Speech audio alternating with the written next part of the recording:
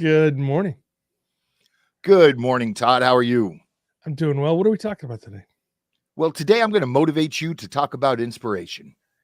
Motivation and inspiration. Welcome to the Leaders Cafe, where leaders discuss the latest trends and issues in leadership, team building, and the future of organizations. Each week, we'll bring you engaging conversations with successful leaders who will share their insights, experiences, and strategies for creating effective teams, navigating change, and driving innovation. So sit back, relax, and join us for a virtual cup of coffee at the Leaders Cafe.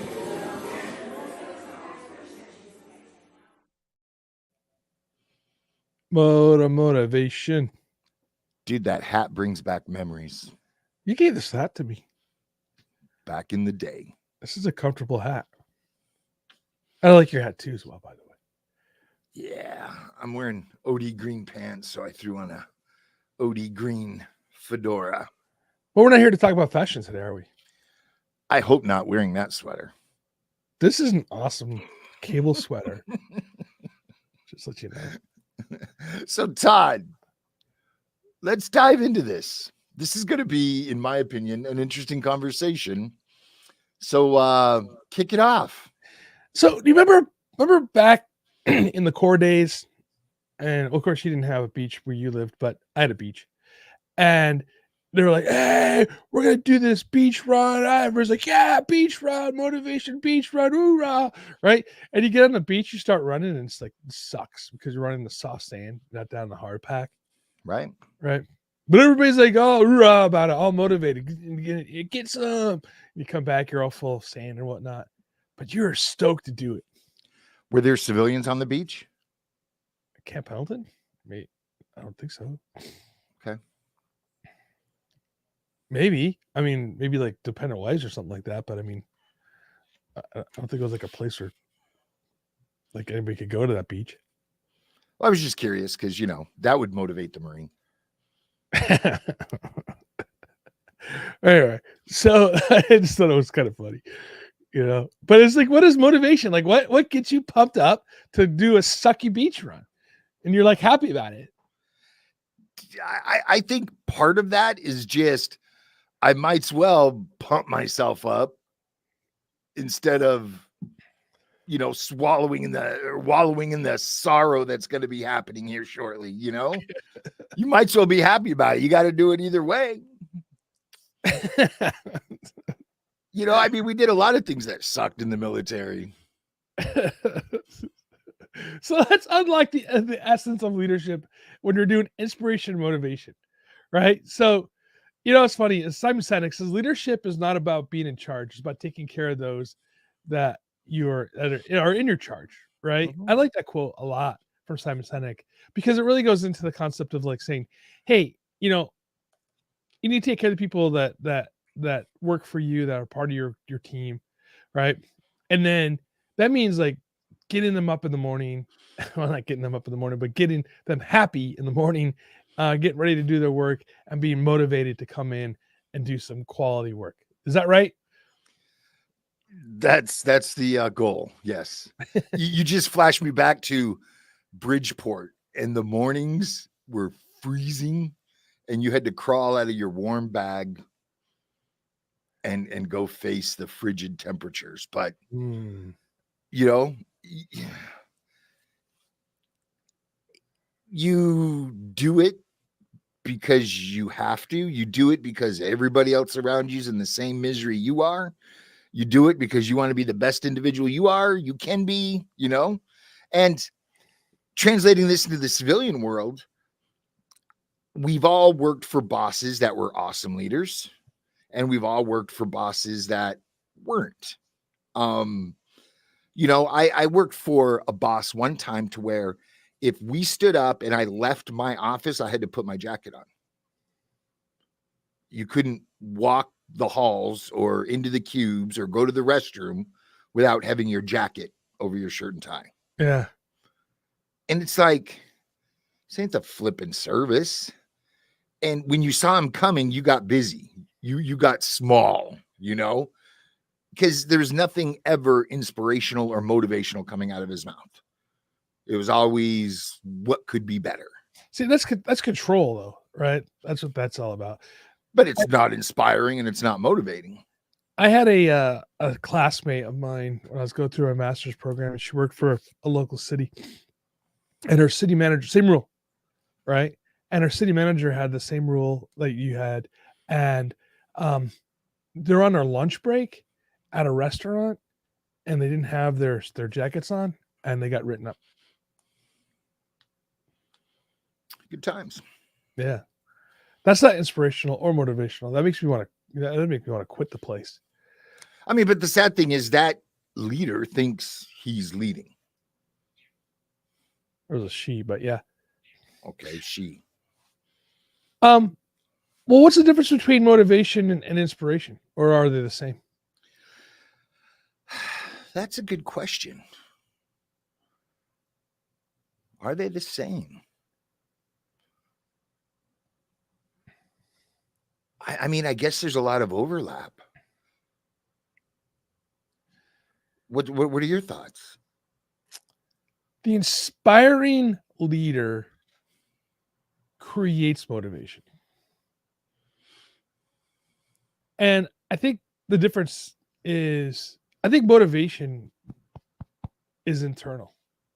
You always talk, we always talk, who motivates the motivator? Motivator himself. Right.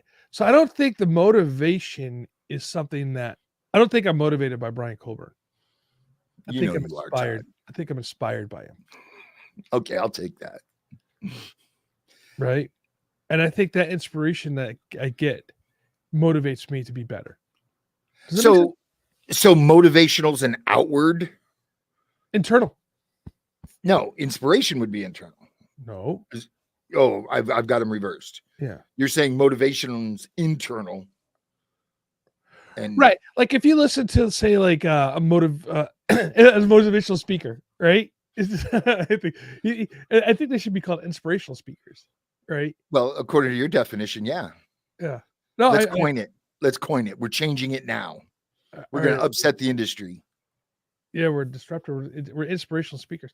No, because like, you're right. I mean, last week we talked about Daniel Pink, and he inspired me to take a hard look at myself. I motivated myself to follow in that inspiration and instill and not anonymity. What's the word I'm looking for? Just give my employees the freedom to work when they needed to. Autonomy. Thank you. So that would fit in with your definition, right? Yeah, I mean, I think that's critical though, and I think as leaders, we have to have internal motivation ourselves, right? Mm-hmm. Who motivates the motivator, right? And I think that when we are motivated internally, like when we get up in the morning and we go, "Hey, this sucks, but we're going to embrace the suck, and we're going to get stuff done, and let's do it." And then other people go, "Yeah, that was," you hear about the football coach that gives the inspirational speech in halftime, and the team goes out and they're highly motivated to do good for that coach, or people are inspired by military leaders to go, right? That's what I'm talking about. That guy who goes out and gives a rah speech, right? Stops everybody on the butt and puts them back out in the field.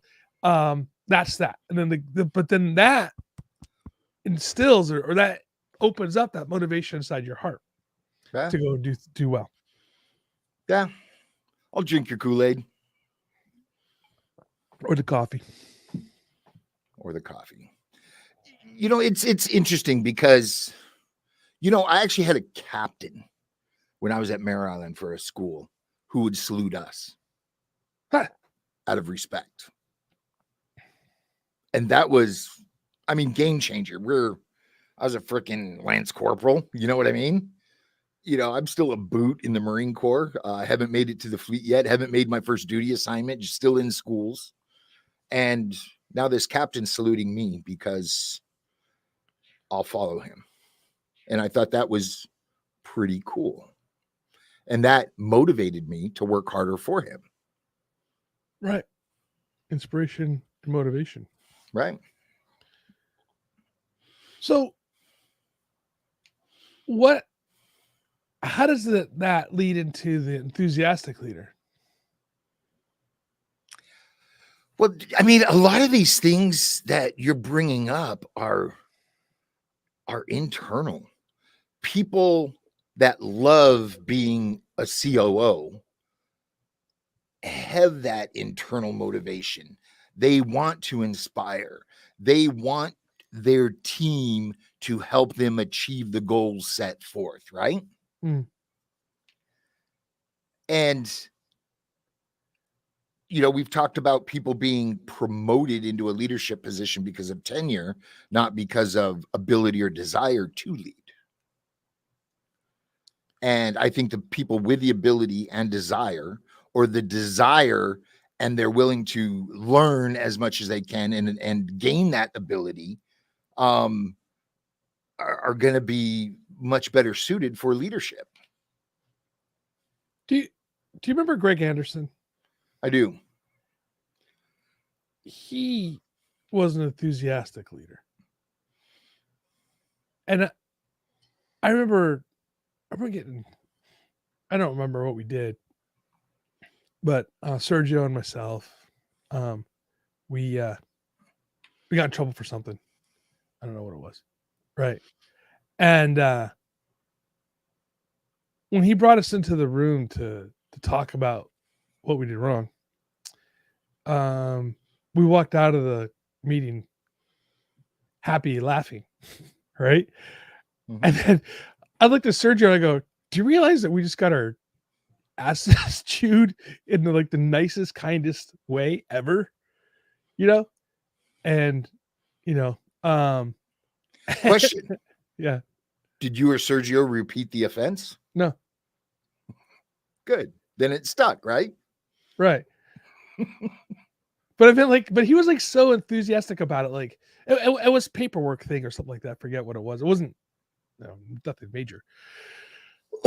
But we screwed up with something with HR, giving something, whatever, and but it was kind of funny. But it was the nicest butt chewing that I've ever received, and I remember this to this day of that experience. But it was enthusiastic. When we left, they were like, okay, yeah, we got our marching orders. We know what we have to do now.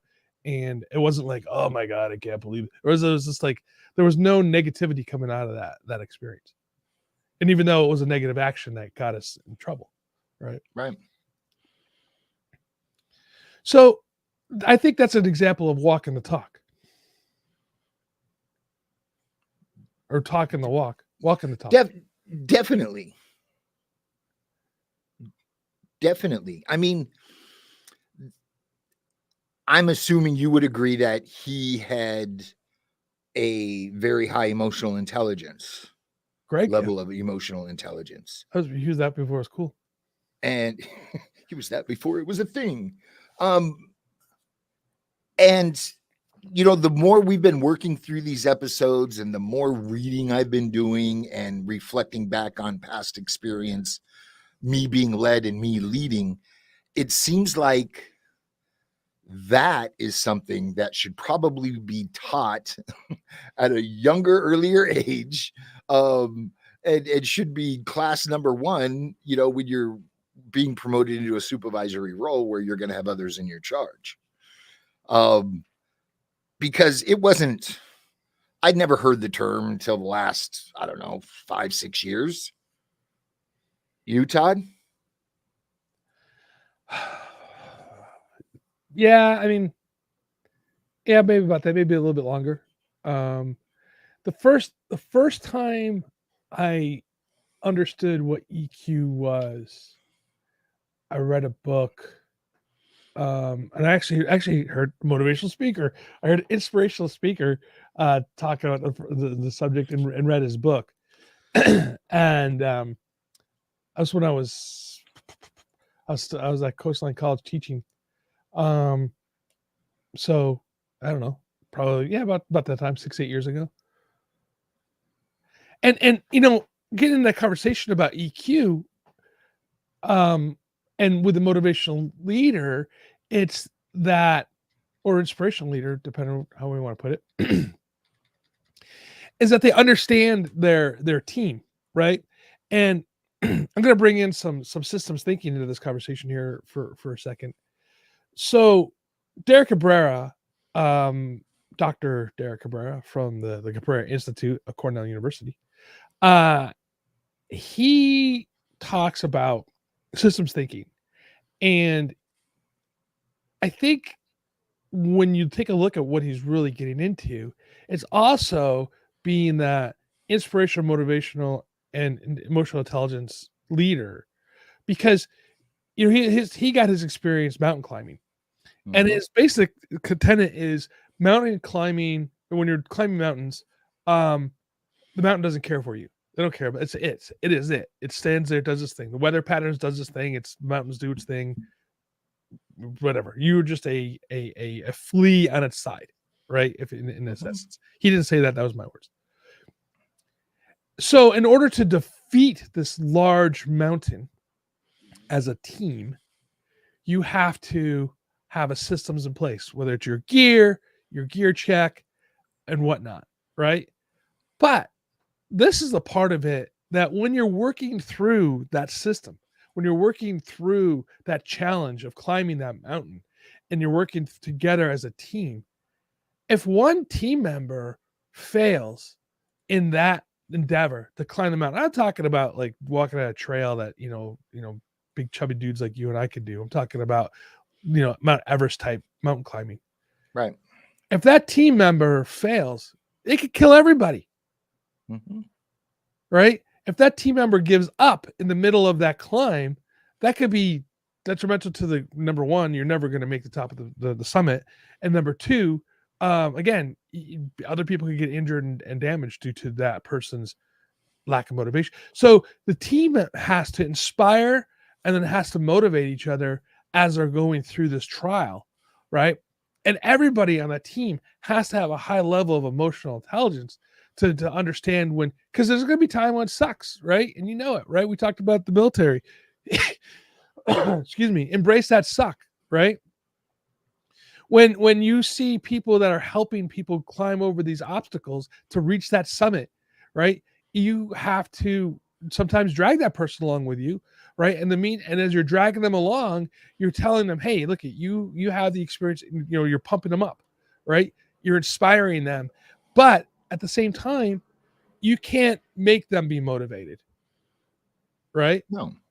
They have to dig deep into it and get their intestinal fortitude, as we call it, and bring that up and be motivated to finish that task.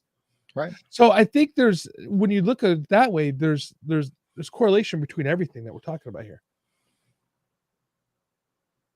Absolutely. Did I answer your question? Bring that back into systems thinking. So when we're thinking about systems, and we have to think of what is the lowest common denominator of failure. What's that weak link when it comes into it? And when we're looking at that, I think it's going to be the individual person, and not always the same individual person. We're not picking on anybody in particular, but at any given time, people are going to be up and down on that emotional scale. And so when you're looking at systems failure, when we're looking at it as a business, right, or looking at it as a government agency, where we're looking at it at policy, you have to add the human element into that system. And I think that's where because computers are going to do what computers do, right? Right. Vehicles are going to do what vehicles do. And yes, okay, a truck could break down. Okay, it could be mechanical failures. Those are things that you have to add into it, but you can account for that, and you do account for that, right? And plan for that and prepare for that. And... Yep. So, but can you plan for, or you should plan for, I should say, for individuals to have, I don't say individual failure. It's not necessarily what I'm looking for. I'm trying to find the word I'm looking for. But you're looking at individuals that bring baggage to the problem, right? Yeah, but we're all human and everybody can bring baggage. And this brings us back to last week's episode Yes. where I talked about continuous cross training. Yeah. And no, that goes into what I'm saying here, right? So Right. as a leader, right, we have to understand that, Brian, you have issues, I have issues, the dog has issues, whatever, right? And as a leader and with high EQ and inspiring your team, right, to understand that inspirational speech might work for one person, might not work for the other, and having that ability to see and read the room and go, okay, Brian's not catching what I'm talking about. Let's say, hey, Brian, what can I do? What do you need? And I'm gonna go one step further on this. And there are teachers that are doing this. They see these little cute videos, right, on YouTube or TikTok, right, of these teachers that have like their own special handshake for each student that walks in the room, and the teacher knows them all, right? If you have 20 students, like, and that myself is like, wow, that's a skill right there to remember 20 different handshakes with 20 different kids. I wouldn't be able to remember their names. I mean, either. Hey, you. So each morning they walk in and they're doing their own good morning handshake with each kid, right? Now, it's like, wow, that's kind of cool, right? And does that motivate that kid, inspire that kid to be ready to learn because he knows that teacher cares for him individually? Most definitely, it should. Right. And we need to do that with our employees. They're not cogs in the machine. Well, they are cogs in the machine. However, yes, it's our job to make sure that machine's running well. Right. You I'm know? not saying they have to have an individual handshake for each of your employees, but the idea is have an individual thought for them, right? Right. And going, how do I, what motivates Todd doesn't motivate Brian. Right. And not just motivate, but I know if I give a project that's too large to an individual and they're going to struggle, they're going to feel like they can't get it done. They're going to feel like a failure. It was poor judgment on my part to give that project to that individual. So setting them up for success can motivate and inspire them as well. How do you push the boundaries and still stay within that where they're going to be motivated? I mean, you should always be pushing the boundaries, you know. I forget who said it. I heard this years ago, but train them well enough so they can leave, treat them well enough so they stay. And I'm always learning something. I'm always reading a book, in an online course, doing something to sharpen my saw and make myself better. And I expect that of everyone that walks in the room. And I've realized I can't. Some aren't motivated. Some don't care. Some are punching the clock, waiting for something bigger and better to come along because this isn't their career choice. This is a means to earn money, to finish school, so they can move on to their career choice, right? I had a question asked to me yesterday, and I was talking about how do you motivate? It doesn't even motivate. I'm putting the motivate in there, but how do you work with a group of people who don't understand what you do and why you do it and why should they care? Right. Well, I mean, if they're in your charge and they don't understand what you do, you're not being not necessarily your charge, right? This is not people that work for you. So this is for like working for at a city, okay. Right? So if you're looking at disaster preparedness, for instance, why should the director of public works or the director of planning or the finance director or whoever, all those positions that have other things to do all day long, why should they care about being ready, prepared to respond to a disaster in the city when it's not necessarily their job on a daily basis? And it's like, how do you motivate them to be interested in what you do?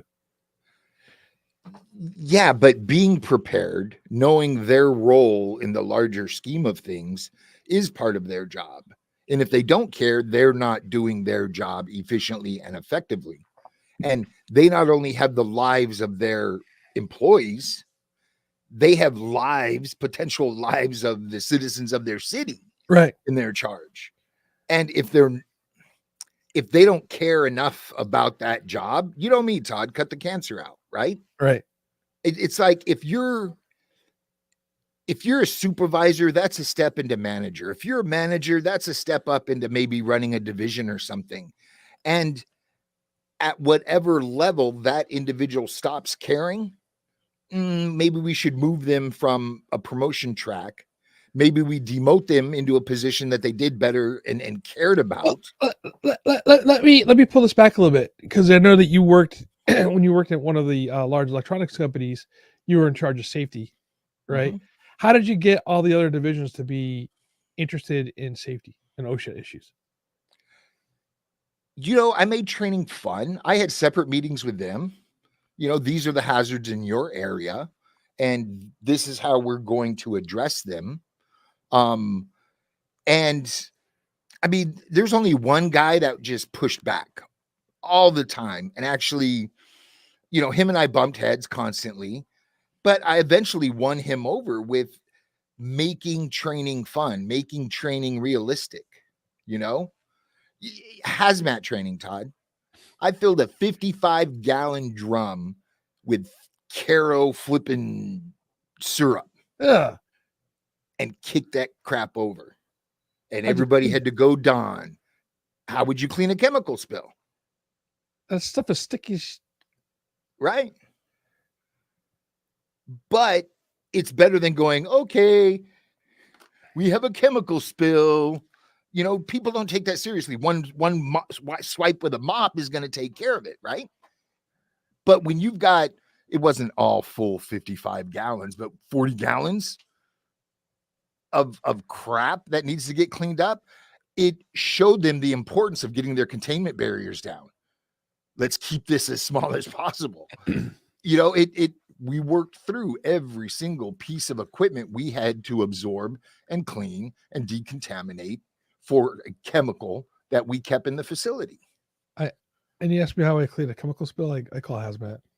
Well, and if it's calling hazmat is A, expensive, B, gonna shut you down. You're not gonna be working for a while. If I can't cover it with my thumb, I'm too close. Yeah. So I'm afraid it was my job to make sure business could continue, right? Yep. So with that aspect of it, but it opened people's eyes to, wow, this could be bad.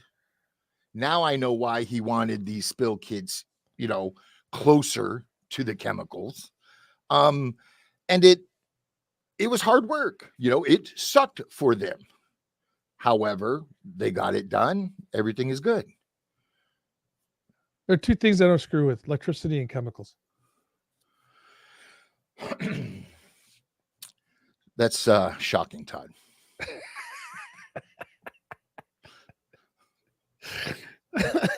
I mean, electricity is easy. If you do something wrong, it'll let you know. Oh yeah, it Don't does. do it this way. I have been shocked many, many times.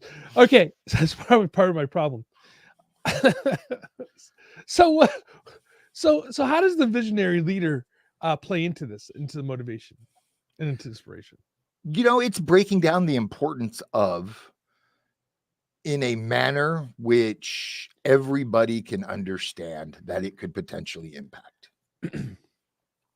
I'm gonna break a rule. Steve Jobs. Yes, Todd. Let's talk about your man crush. Steve. he's no longer alive, so I don't know if that counts. That makes it worse. Steve Jobs. I would say he was an inspirational leader. I wouldn't put him down as being a motivational leader, though. Right. I don't think he instilled motivation to somebody. I think he instilled fear. He's kind of an ass. Mm-hmm. But he surrounded himself with people that he could inspire, that had the ability to motivate others, right? Yeah, absolutely. And that high emotional intelligence, to recognize their own weaknesses and fill those gaps with people that are going to be able to communicate to the masses on his behalf. And that's huge. How many people in a leadership position, well, I'm the manager. I know everything. I make the decisions. Follow me, follow me, follow me. They're going to struggle because nobody knows everything. Yes. And recognizing your weakness and hiring to compensate for that is massive, in my opinion. So back to the question. Can visionary leaders, inspirational leaders, can they instill that motivation even if they're asshats? I don't think so.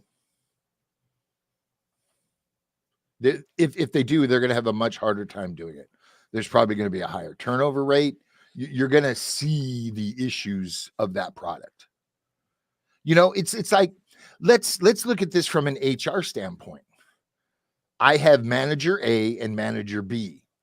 Manager A team is seldom on time, struggles to get their work done if completed by the end of the day.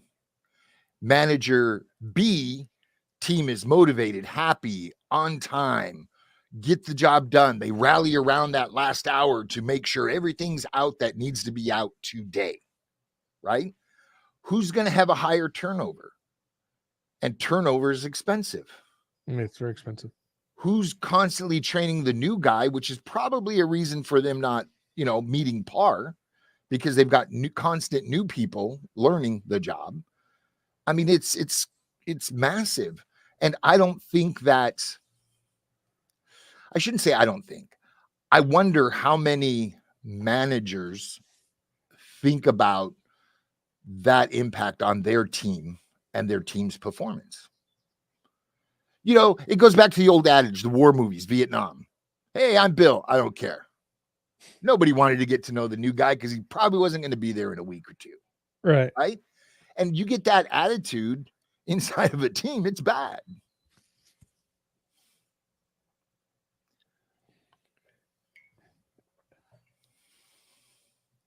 That's all other stuff. Yeah, absolutely. I it's funny you say that because, like, I remember you telling stories about when you were in sales and being on the what'd you call it? Murder's Row or something like that? Skid Row. Skid Row. We were deemed Skid Row by the flipping general manager. Yes. You guys are kind of brutal to each other, right? We're brutal to everybody, dude. It was commission sales. If there were rules, I don't think I ever read them. If there were rules, they definitely were not enforced. It was dog eat dog. You don't sell, you don't eat. I mean, to the point, I rearranged the numbers on a 10 key to a guy that wasn't that computer literate in the first place to slow him down doing order entry. I could then field more calls than he could.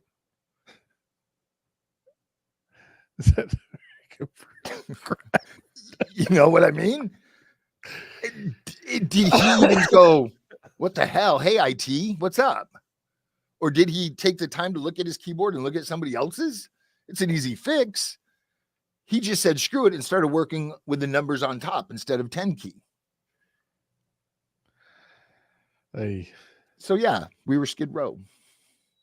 The sad thing is I was the brain on Skid Row. And you can laugh, Todd, you know me. So what are the challenges of motivation in modern times? Like, we talk about the new kids coming on the block, right? You got the Gen Z is now in the workforce. Are they? They are. Are they really? Dude. It's kind of crazy. So I'll put this in perspective. So as us Gen Xers, we were managed by the boomers, right? And then we started managing the millennials. Now the millennials are managing the Gen Z, and you can hear them, the millennials, talking about Gen Z the way we talked about the millennials. I'm sure that the boomers were talking about us. You know, so you get this new group of kids, and this new group of kids coming in. They are technically savvy, right? They've grown up with computers, right? Not necessarily programming, but they understand. They're native. That's what it's called. They're technology natives. And where we had to learn it, right? Like they're my daughter is 11, whatever generation she's Y, I guess they call it. I mean, she can get into, computers, all that kind of stuff, and make things work, right? At 11, I could barely figure out how to turn on my damn Atari. I want to push back, Todd. Sure, push back. I think they have more tech knowledge than we do, but it's mainly around a mobile device. Sure. You bring somebody into my world and I print out a keyboard shortcut list and they lose their mind because they're not working on a traditional computer. They're used to working on this. Well, I didn't say computer. I said technology. You said computer a couple of times. Okay. Technology. But is being efficient on this make you efficient at this? But they're also used to jumping on Slack and Zoom or whatever you want to use for video conferencing. Which are all app-based products. I got that, but that's still like what they're used to working on. So face-to-face meetings or Zoom meetings. I was at this place where they're doing Zoom meetings and people are in their offices where they could have just gone to a conference room and met face-to-face. Yeah. But everybody was in their own office doing a Zoom meeting. So they didn't have to put their coats on. What a way to wrap that back into the conversation. I mean, I've got a guy who's a senior at your alma mater, and computer skill overall a little lacking. If I'm teaching somebody Control C, Control V, Control P, there's a problem, in my opinion.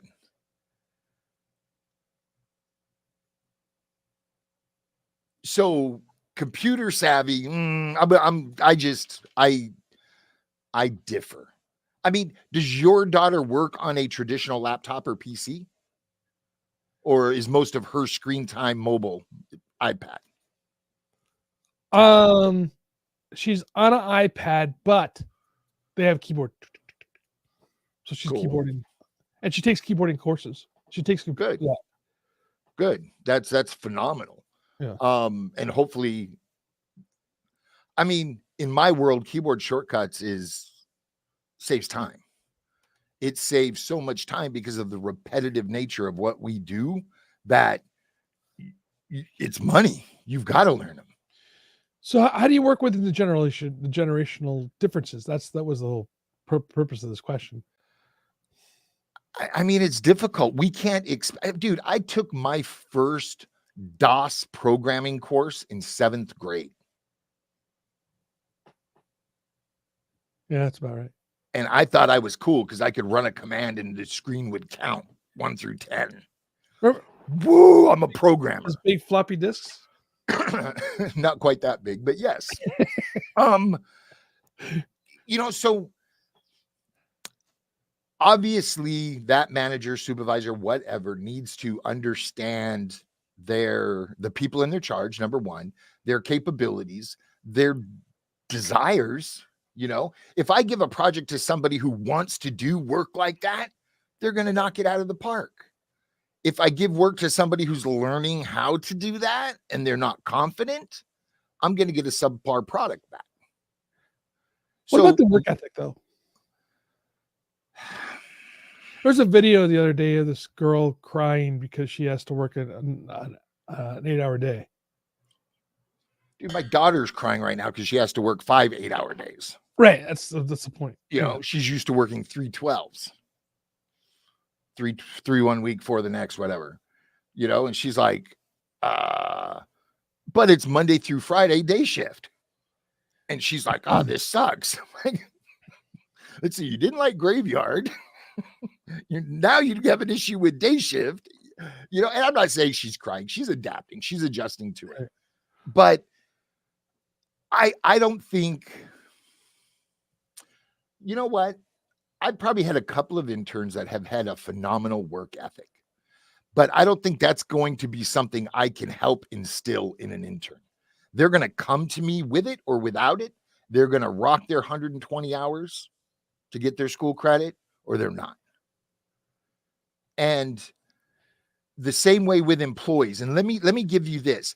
If the employee is at least motivated to learn new things and accepting of learning new things and taking on additional responsibility, I'm cool. That's some good work ethic in my point. They might be slow at it, but that's fine. They're learning.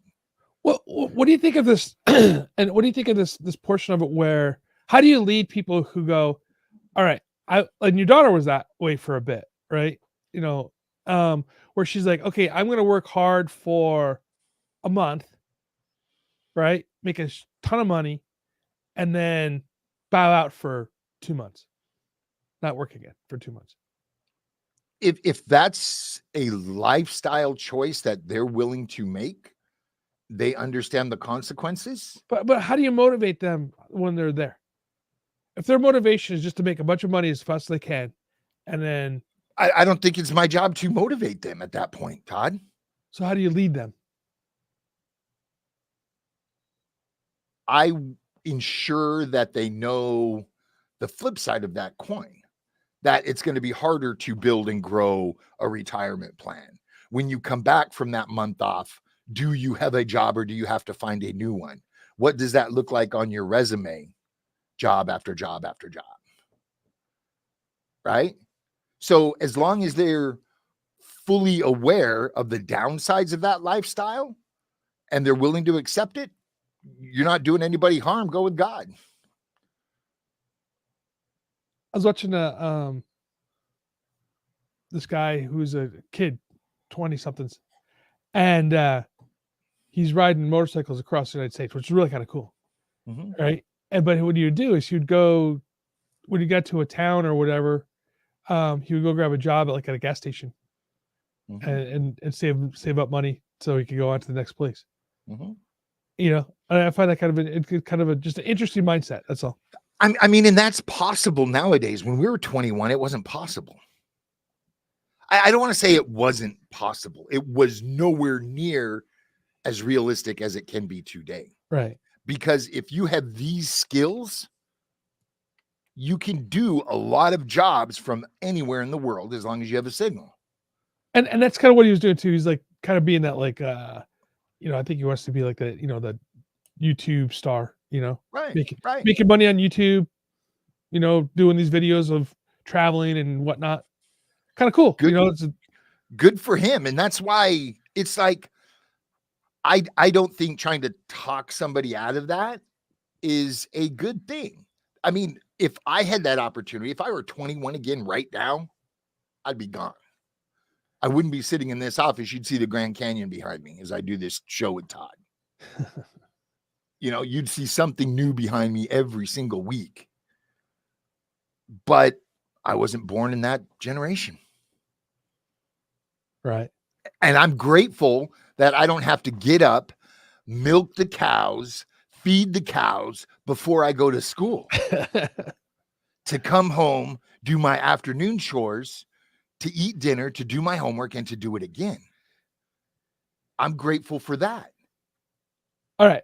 So since we're on the grateful, one last question on this. And do you think recognition and rewards work? If done in the right way, they can motivate, they can inspire others to work a little harder so they're being recognized. I mean, public recognition, everybody loves being told they did a good job. It's good for the soul. It's good for the ego. It makes you want to do a good job the next time. I mean, for example, Todd, you're in the CIA. You did a good job. Who knows about it? Nobody. just a couple people in your section, right? Even if you get an award, the award can't leave the CA. I mean, Here's your medal. It's gonna go in that box over there. We would just keep giving it to those different people. It's like, here, Brian, here's your medal. Does it say what you gave Todd? Yeah, absolutely. Todd, when you went on a battalion run, Ooh, moto. wasn't it awesome to see those streamers Yeah. hanging off that flag? And we know what went into that. Yeah. We know the suffering and the loss our unit before us suffered to get that streamer. That was motivating. That was inspirational.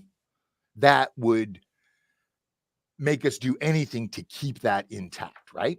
Yeah. I mean, because those streamers still go into battle with that division. Yep.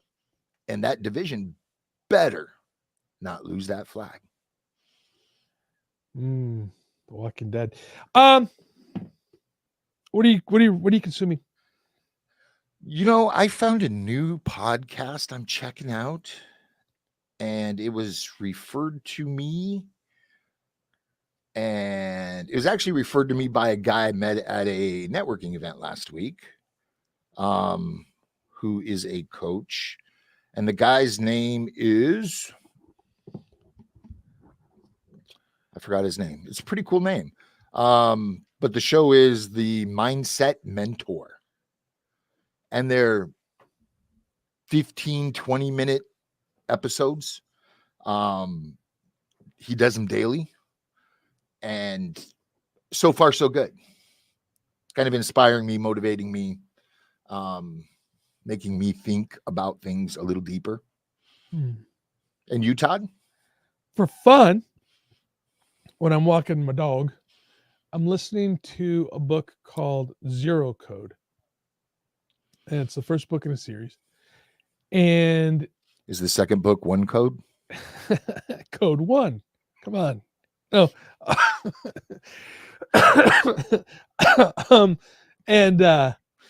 Yeah, Zero Code. So it's really interesting. It's about cyber attack, and it's really good. I like the story. I like the narration. I like the prose. It's very good. I haven't broke into it yet. I just looked at the prologue to this yesterday, preface, if you will. It's called Line Through the Heart, and it's a philosophy book on natural law, and so that's what I'm getting into, and what natural law is and how it impacts policy making. So that's what I'm doing for not fun. Why, Todd? Policy making isn't fun? Policy making is my life, man.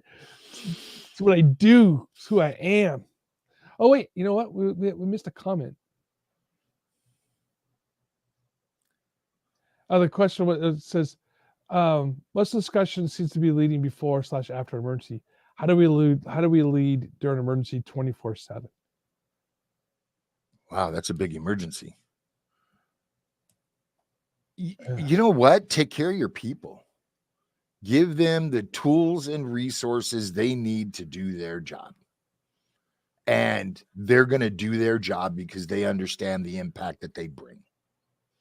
And that's firsthand experience when I responded to Katrina and hung out for Rita. You know, we built a tent city that blew away. So we moved into a gymnasium, and then the roof started leaking there and got compromised. So we lived out of our vans for a while. We got moved to Lake Charles, outside the arena, living in our vans because our tents were gone. And I remember somebody running through camp saying, "Hey, the water's potable now inside the arena." And me and my partner grabbed our toiletry bag and we were gone. And the water was even warm. And we got to rinse 2 weeks of filth off of ourselves. And then we came outside saying, "No, don't shower yet. Don't shower. The water's not safe." And we're like, too late. But it was so nice to have that shower. It was so nice to be fed by the community because we had MREs. It was as long as you kept us in gas and food and let us sleep for a few hours, we were going to get up and we were going to rock at our job. And I think people in emergency management, since this question leans towards emergency management, at their core are like that. The majority. Todd, you've worked in EM. You've managed a large volunteer group under an EM structure, and they were squared away, locked on, knew their job, were given a lot of responsibility because they were so competent. And that was a phenomenal team that you helped put together and shape and hone. Now, you're always going to have your bad actor. That person that doesn't want to stand at the bat gate. He wants to be up where he can see stuff. Right. But, you deal with those little issues as you go. But I think for the most part, look at the support that a nation's getting right now. Look how many countries sent planes to get their citizens out of harm's way. Mm-hmm. We don't hear a lot about Mexico on the news unless it's a killing cartel, kidnapping, whatever. They were one of the first countries to send a plane to bring their citizens out of Israel before we did, the U.S. When we had those massive floods in Texas a couple of years ago, we had the Mexican military on the ground helping, responding to that. And I think it's that commitment to serve others. Yeah, there you go. That breaks down language barriers, walls, borders, all of that, because they want to help and they want to do good. And I'm glad they're out there. I think that's what it is. I think it's commitment to serve others. I think it's commitment to serve your team, to watch what's happening to them. I had a volunteer who, she knew when to pull me off the floor, and she was like my assistant, and so because I was taking care of everybody else, making sure that they're getting their rotations, making sure they're doing their stuff, and then she was taking care of making sure I was getting off the floor to be able to eat my food and make sure everything was going well. So but that's pretty easy to do with an emergency manager, Todd. You just look at their fuel tank. It's true. No, but that's the key, right? Is taking care of. But my point about that was we take care of others, making sure people are taking care of each other. Yep. I mean, dude, how many times did you stick a needle into a Marine's foot to drain a freaking blister and inject it with betadine? A lot. That's why I hate feet. And it's like we knew if we were on a heck of a hike that it's break time, boots and socks off, and someone's going to come make us hurt. Because but you were taking care of them. And if you ever needed anything, you had it. We would take care of you. Absolutely. And it's that service to commitment. I want to read the comment again and make sure we answered it.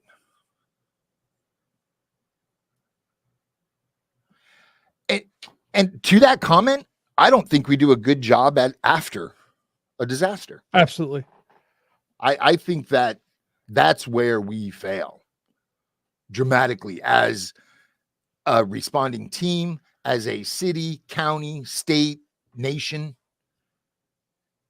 And I think that's what needs the most improvement with the way we respond and manage and recover from disaster here in the States. Your thoughts? Yeah.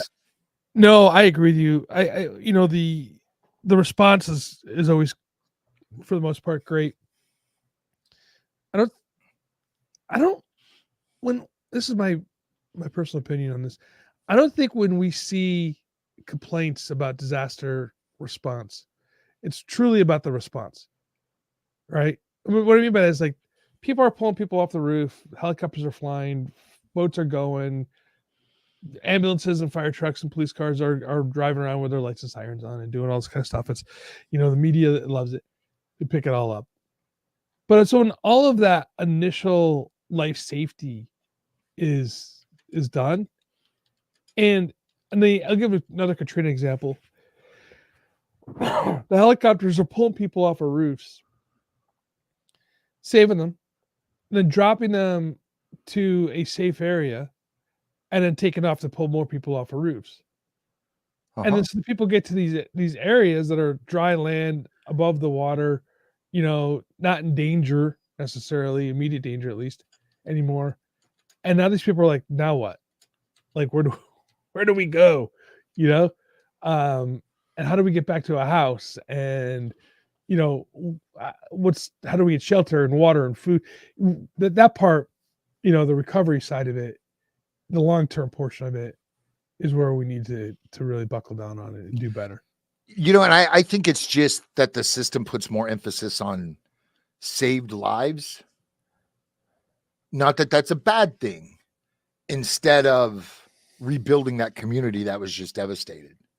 Well, I mean, we're what, 18 years after Katrina, and the Ninth Ward's only 37% repopulated.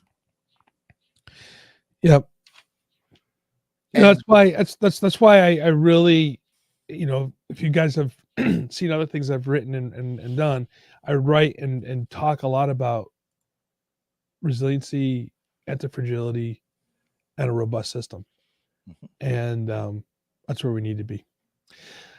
Well, we're almost at an hour, bud. So you don't want to talk about the money? Money. Yeah. Every department gets a lot of money for cool lights and sirens in response. That's true. But when it comes to recovery, the departments are pretty much removed. Now it's back onto the citizens and the insurance companies. And let's talk about that for 1 second. Sure. So it's not just the money, it's the politics, right? And Jeff Sludgemach and I had a great conversation on his disaster politics show. That's also produced by EMN Productions. The idea here is, and statistically speaking, and studies have shown, right, that politicians, they don't get the votes for preparedness. Right. They get the votes when they are able to come back after a disaster happens and say, look, I got this big check for this community. Here it is. They take the picture with like the big fake check, and yeah, right. So it's an interesting thing that when we, as an investment, we don't invest in preparedness as much as we should. And on the other side of it too, is we don't invest enough onto the recovery. So what do we invest in? We invest in fire trucks and police cars, ambulances, rescue vehicles, up armored vehicles. So right, those things. That's what we invest in, because it's politicians can show that this is what they. So when the community says, "What have you done with this money?" and you go, "Look at this big fire truck right here," Congressperson Spacatelli was able to get us funding to get this new fire truck. Right, and everyone's like, "Yay! Let's vote for the kids to bring." No one says, "Hey, the congressman was able to get money for this, alert system, or for disaster training for residents, or right. for they don't have that big shiny object to point to, and on the other note, when it comes to emergency disaster, I'm tired of hearing from the politician. It's like, where is my emergency manager? Where is the director of whatever health agency? But I'm listening to a mayor or a governor, and it's just asinine in my opinion. Well, where this conversation on inspiration has took a little bit of a weird turn at the end here, but that's okay. I'm inspiring all EMs to use your voice. Set that elected official aside and do your job. All right.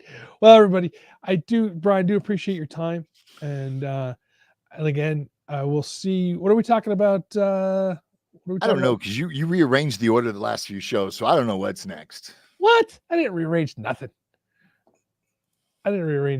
So we are getting into some interesting stuff here. Next week we are talking about continuous learning. Oh no, we're talking about from failure to success. From failure to success. Awesome. I'm excited about that. See you next week. You've been listening to Leaders Cafe, where today's brightest minds come together to share their insights and ideas. Leaders Cafe is an EMN media production. We're so grateful to have you join us. Our podcast is hosted by Todd DeVoe and Brian Colburn. Their insightful conversations and probing questions make every episode a journey worth embarking upon. Special thanks goes to our sound engineers, researchers, marketing team, and everyone who plays a role bringing Leaders Cafe to life.